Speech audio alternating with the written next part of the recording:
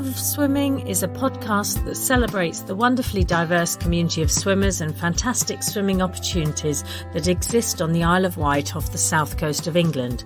Welcome to the podcast. I'm Sandy Cicognani. In 2019, I started the group Outdoor Swimming Isle of Wight as I wanted to find people to swim with in the sea. Since then, I've been on an amazing swimming journey, meeting some wonderful people who share my passion for swimming. I founded a social enterprise to support and encourage people to swim in the sea, trained to be an open water coach, developed the concept of a sea cafe, and have brought the sport of longe-cote, renamed sea hiking, to the place where I live. I'm part of the outside research study team based at Sussex University, looking at outdoor swimming as a nature-based social prescribing intervention for depression, and I work in the voluntary sector on the Isle of Wight. For the Love of Swimming is also the name of a series of community events that aim to share information and inspiration and to connect people through swimming. So if you're lucky enough to live on or visit the island, look out for these events coming soon. Follow us on all the usual social media channels and don't forget to subscribe to the podcast for more personal swimming stories. In this episode, I interview Fran Holdsworth, a regular swimmer in Freshwater Bay. Unfortunately, our decision to do the interview at Freshwater Bay was not a particularly good one. There is a fair amount of distortion from the waves and the wind, unfortunately, but I so enjoyed this interview that I really wanted to share it with you. And hopefully one day I'll be able to re-record an interview with Fran when she returns from Australia. But for now, here is the interview that we did at Freshwater Bay. Yes, so today I'm in Freshwater Bay and I'm meeting Fran Holdsworth for the first time. So thank you for coming on the podcast. Welcome, Fran. Thank you very much. You're very welcome. And so it is a little bit noisy, but it's absolutely gorgeous here. We're looking out on a very sunny sea, and I couldn't wish to be anywhere else really doing this interview. But if we could I start by asking you, Fran, just to introduce yourself and tell me what sort of swimmer are you? I'm driven to swim. There's something inside me that makes me really want to be in that water. So this morning, when I came down to the bay early on, it was way too rough to get in where we're looking now. But I went round the corner to the little bay and struggled in there, in spite of the fact that it makes no sense. And I'm just one of the local eccentrics that do this thing. Because we need to, we have to do it. So I'm that kind of swimmer. I can't not do it. Yeah. And how long have you been doing it for, if you don't mind me asking? Forever. I think I had polio when I was 5, and one of the things that I've been very able to do is to swim. Walking has been much harder, and when we were 5 we came and lived in the Isle of Wight. So we used to spend a lot of time on the beach, and I don't actually remember learning to swim. Right. I know my mum and my dad were both very good swimmers, and I think maybe having developed strong upper body muscles to deal with crutches, which I've been on for 70 years next year. Wow. I have the ability to swim just with my upper body strength, so I don't use my legs at all. So I've been swimming since I was tiny, really. Wow. There are pictures of me at Compton when I was 3 years. That's amazing. Yes. So you know these waters quite well? I know these waters quite well, and especially this bay. This is my favourite place for swimming, probably in the world, because I know it so well. I know how safe I can be, how I can head straight out. Oh, there are wonderful stories about me in this bay. Well, hopefully we'll get some of them out of you today. I go off those steps that you can see over there. I leap over the wall in my gazelle-like fashion, leave my sticks at the top, go down to the sea without having to walk on the pebbles and get in from there. But that means that somebody sees me heading off to sea, leaving a pile of clothes and crutches behind, which has caused a few problems in the past. Really? Such as? Well, like calling in at the lifeboat station saying there's a woman their response is, she always comes back. And then there was the time the Coast Guard came. Some tourist or other thought I was in distress, which I deny, absolutely. And when I got out and was changing again, there was a Coast Guard above me, hovering with binoculars, looking out to sea. And eventually I said to him, "What are you looking for?" And he said, "A swimmer in distress." So I had to apologise, and he said, "We'd always rather come than not be sure. So don't worry about it." So I'm well known around these parts. Yeah. Well, I think you've almost answered some of my simple questions already, but let's start. What is your favourite stroke?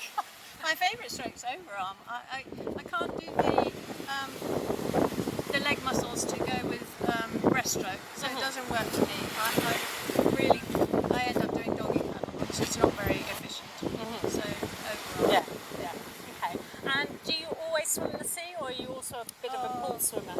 No, I have always swum in the sea until about 3 or 4 years ago, and then I spend my British winters in Australia, so I do summer, and my swimming beach there is now too difficult to get in and out of the water. I can't do it anymore, so I've actually, with the money that my mum left me, I've built a swimming pool in my backyard out there, which is only 9 metres long, so I go to and fro. Yeah. So it's not just sea swimming anymore, and here I can still get in, but every year I think I don't know how many more years. Right. So I don't know. Yeah. And I use the swimming pool at the West White occasionally. Yeah. Okay. Not if I can be outside. Yeah. So we've established that Freshwater Bay is one of your favourites. Definitely. Would you say you've got a favourite place that you've ever swum in your life, or somewhere that's most memorable? Well, this bay and Port Wollonga in Australia, which is very close to where I live there, that's a glorious bay. It's another bay, much longer, but wonderful swimming if you're not too bothered about the sharks. I think a lot of us would be quite bothered by that. People are very bothered about them, but honestly, the statistics show that more people die from mosquito bites than shark bites. And it doesn't bother me. I acquired two nicknames I have out there. One of them is mermaid, which is very straightforward, but the other one is shark bait. Because there used to be a fisherman that sat at the top of the cliff overlooking the bay and saw me swimming and thought I went too far out, so he nicknamed me shark bait, and I'm very proud of that. So you should be. Good nickname. It's good, isn't it? Yeah. And do you prefer to swim alone or with others? Alone. Has that always been the case? Yes. I'm very independent. I like to be swimming at my own pace. I tend to veer. So I bump into people. The bay can be empty. There can be 2 people and a boy in the bay, and I'll hit one of them. I think I'm with you on that one. It's a magnetism, yes, isn't it? Yeah. So I'd rather swim alone. And occasionally people say, "Can I swim with you, Fran?" And that ends up with some quite funny situations where they're slightly alarmed by how far I go, or the caves that we wind our way through. I won't mention names, but they'll know if they hear this. And so, are you a bit of a long distance swimmer? What's the sort of furthest that you tend to swim? No, the furthest was right to Portsmouth, which was at low That's tide. quite far. That's quite far. How far is that? Just 3.25 miles, 4.25 at high tide, but it was low tide. But that was. I was so worried I wouldn't do it. I didn't tell anybody I was doing it. You're kidding, No, really? no. So I just the lifeboat came with me, and I arrived the other side. Nobody to greet me. Nobody's greet me when I got home, which was a bit sad in retrospect. But it was an amazing swim. No wetsuit, and it took just under 2 hours. And round in circles for I don't know how long. I didn't even know I was going round in circles in order to avoid a tanker that was going through the Solent. So that added to the time a bit. And then when we were halfway across, they were in communication with the Fishbourne ferry, and all the passengers lined up along the windows and waved at me. It was magic, absolutely magic. But I did get very cold that time. Oh, talking of cold, you said you don't normally wear a wetsuit. What sort of kit is your essential, and what do you have any sort of favourite piece of kit? Well, these days the neoprene hat. But otherwise, no, nothing. Just a swimsuit and a hat. Yeah. Pair of goggles. Any special goggles? No, I don't like goggles. You don't like not goggles? wear them. So you really are minimalist then? Minimalist when I can be. A few years back I swam around the Needles, and that was far enough that I had to put on some wetsuit bits. I didn't have a whole suit, but I had the tops and bottoms. Yeah. I couldn't keep going that long without it. And now, so I have just swum the Solent with the sports centre this year, and my main fear was getting very cold. Yeah. Not really the distance, and it was all right.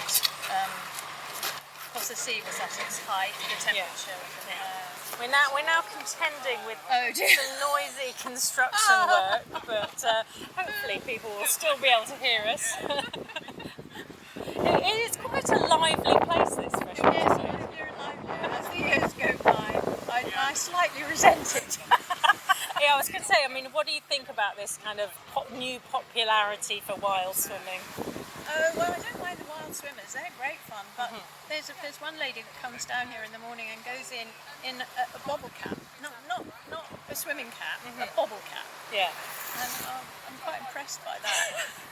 And they go through the winter, which of course I do, but not in this country. Of course, you're a year-round but summer swimmer. Yeah. Now, could you just tell? So you did your first Solent swim a while ago. Do you want to tell us more about that? Why you first did it? Oh, just the challenge. I'm always looking for a physical challenge. I think part of the thing that gets me through some quite low patches is when I have something to aim for. And as I said, swimming's easier than walking, so that's been the chief thing. So it's just to have a goal, really.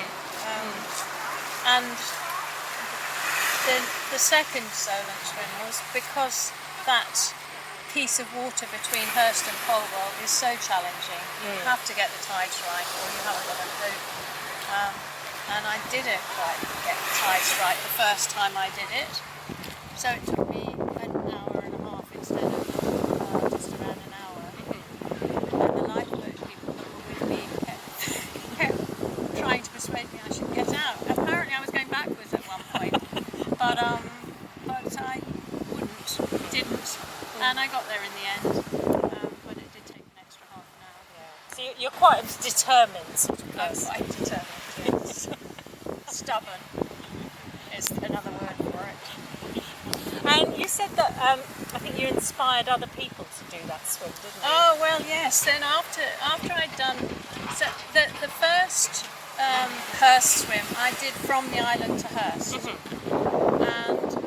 as I said, I got caught in the riptide. It took half an hour to get through that little race there. So what I realised was that if you do it the other way round, you're much more able to get the tides right. Yeah.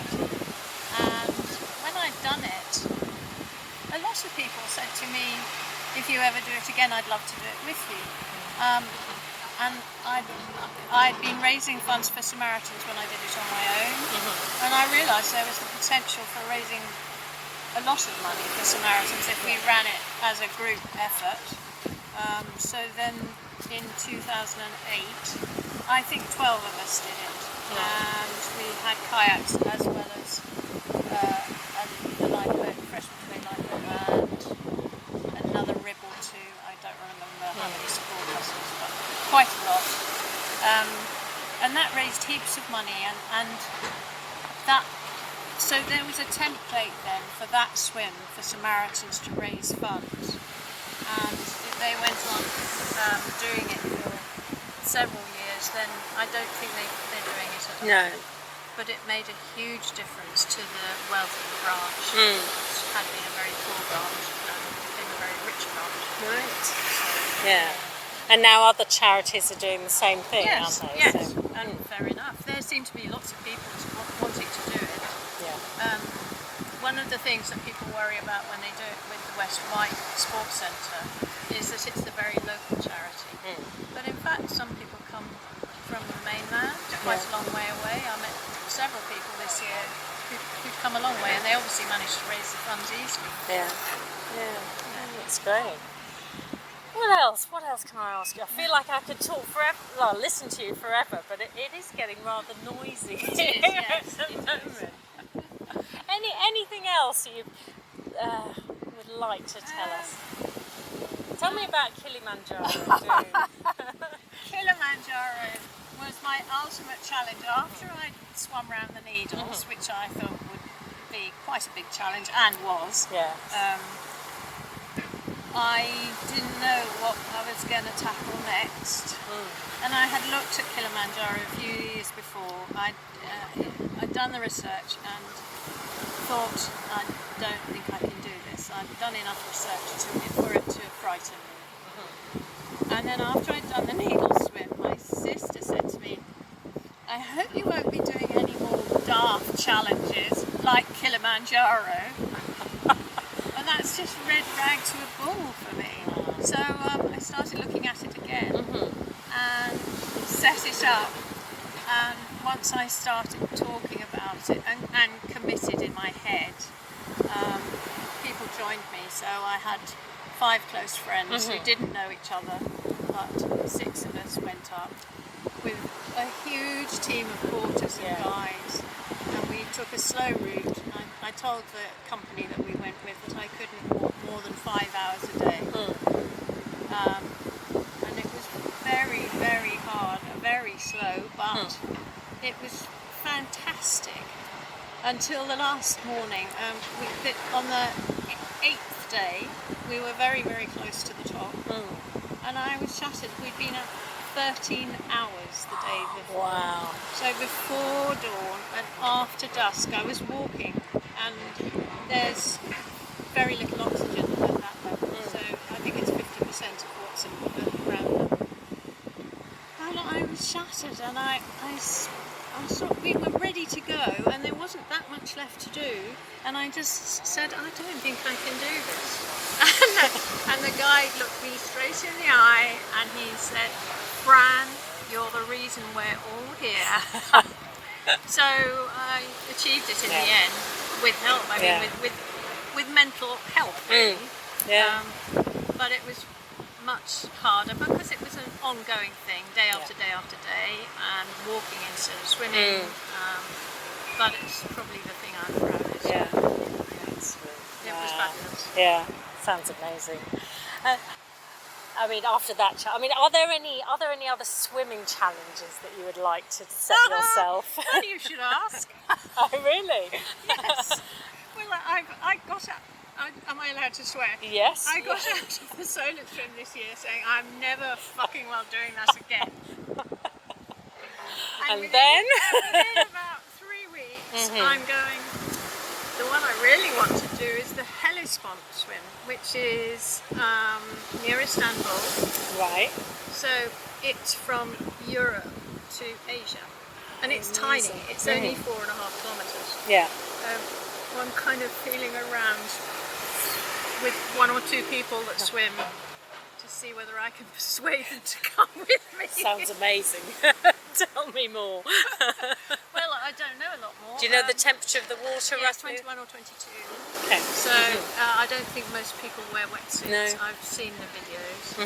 And it worried me. It's a bit like Kilimanjaro. About 2 or 3 years ago, I got in touch with Swim Trek, who are the company that do it, and said, I would need somebody to make sure that I get into the water. Once I'm in the water, I'm fine, Yeah. but I need support getting into the water and somebody to pick up my sticks. Mm-hmm. And they just said, we can't help you with that. Oh, really? What you need is to bring your own support, and it needs to be a swimmer. Right. So now I'm kind of feeling around Yeah. with people to see people that do challenges. I am sure you will find more than one. I don't know, but the people who I told I'm never going to do this again will be horrified. However, I think it might have to be done. Yeah. Well, I think you're a great inspiration. Thank you. Absolutely. It is getting a little bit noisy, I think, here. I would love to interview you again when you come back from Australia, if possible. But before we go, maybe you could just sum up what it is you love about swimming, as that is the title of this podcast. The freedom in the water, the limited amount of challenge. I don't take risks, although people watch me and think I do, but I don't. I'm actually very careful in my risk taking. So there's a limited amount of risk. Something about the cold water that is very energising. So if I wake up feeling horrible and come and have an early swim, it just makes me feel completely better. It's just a good thing. Excellent. Thank you so much, Fran. It's been an absolute pleasure. You're welcome.